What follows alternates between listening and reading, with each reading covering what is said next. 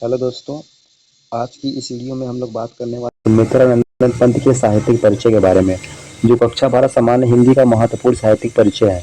तो बहुत ही अच्छे से, बहुत ही कम समय में हम लोग साहित्यिक परिचय को अच्छे से पढ़ लेंगे, जो कि आपकी बोर्ड परीक्षा के लिए बहुत ही महत्वपूर्ण है। तो वीडियो में आपको अंत तक बने रहना है, ठीक है। तो हम लोग बात करते हैं सुमित्रानंदन पंत जी के साहित्यिक परिचय के बारे में। किसके परिचय, साहित्यिक परिचय के बारे में? सुमित्रानंदन पंत जी के साहित्यिक परिचय के बारे में। तो चलिए शुरू करते हैं। प्रकृति के सुकुमार कवि सुमित्रानंदन पंत जी का जन्म सन 1900 ईस्वी में अल्मोड़ा के निकट कौसानी नामक ग्राम में हुआ था। जो सुमित्रानंदन पंत जी हैं, उनका जन्म कहाँ हुआ था? उनका जन्म हुआ था, कहाँ पर हुआ था? सन 1900 में हुआ था, अल्मोड़ा के निकट कौसानी नामक ग्राम में हुआ था, ठीक है। इतना आपको याद रखना है कि सन 1900 में हुआ था। कहाँ पे हुआ था? अल्मोड़ा के निकट कौसानी नामक ग्राम में हुआ था सुमित्रानंदन पंत जी का जन्म, ठीक है। सन 1900 में अल्मोड़ा के निकट कौसानी नामक ग्राम में हुआ था, ठीक है। उसके बाद आगे बात करते हैं कि इनके जो पिता हैं, इनके पिता का नाम श्री गंगादत्त पंत था। इनके पिता का नाम क्या था?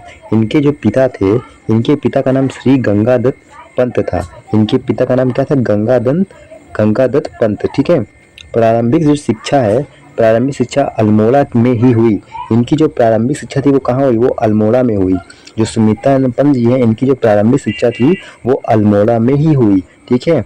उसके बाद देखिए, इनके बचपन का जो नाम था, इनके बचपन का नाम गोसाई दत्त था। इनके बचपन का नाम गोसाई दत्त था। सुमित्रानंदन पंत जी की प्रथम कविता जो है गिरजे का घंटा सन 1916 में प्रकाशित हुई। जो पंत जी हैं, इनकी जो पहली जो कविता थी, प्रथम कविता गिरजे का घंटा जो है वो सन 1916 ईस्वी में प्रकाशित हुई थी, ठीक है।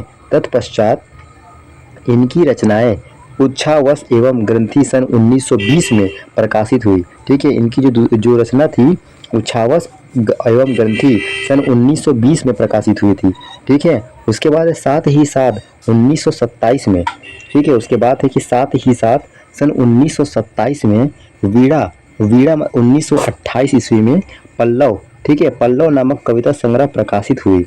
कुछ दिन काला कांकर में ठहरे। जो पंत जी थे वो कुछ दिन तक काला कांकर में ठहरे। पुनः प्रयाग आकर रूपाभा नामक कविता पत्रिका का संपादन कार्य संभाला। अरविंद घोष जी से मुलाकात के बाद पंत जी अरविंद दर्शन की ओर उन्मुख हुए, ठीक है। उसके बाद देखिए, और अपनी रचनाओं में, ठीक है, और अपनी रचनाओं में अरविंद दर्शन को पिरोया। कला और बूढ़ा चांद पर साहित्य अकादमी पुरस्कार, लोकायतन पर सोवियत भूमि नेहरू पुरस्कार एवं चिदम्बरा नामक कृति पर ज्ञानपीठ पुरस्कार प्राप्त किया।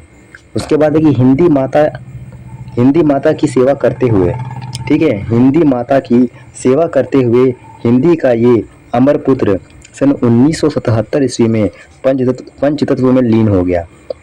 यानी कि जो सुमित्रानंदन पंत जी थे, इनका जो इनकी जो मृत्यु है सन 1977 में हो गई।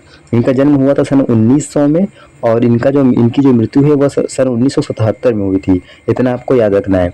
तो ये हो गया साहित्यिक परिचय के बारे में। अब हम लोग बात करते हैं इनकी रचनाएं क्या हैं। इनकी प्रमुख रचनाएं जो इस प्रकार हैं, ठीक है। प्रमुख कृतियाँ निम्नलिखित इस प्रकार हैं। तो आपके सामने ये है कि लोकायतन, ठीक है, क्या है? लोकायतन हो गया, वीणा हो गया, पल्लव हो गया, गुंजन हो गया, ग्रंथि हो गया, ठीक है।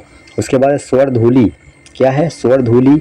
उसके बाद स्वर किरण, उत्तरा, युगपंथ, अतिमा, युगान, युगवाड़ी, ग्राम्या आदि। तो ये थी पंत जी की रचनाओं के बारे में। तो हम लोगों ने काफ़ी कम समय में एक साहित्यिक परिचय को पूरी तरह से पढ़ लिया है, अच्छे से तैयार कर लिया है। तो वीडियो को आप लोग को क्या करना है? वीडियो को लाइक करना है और चैनल को सब्सक्राइब करना है। फिर मिलते हैं नेक्स्ट वीडियो में।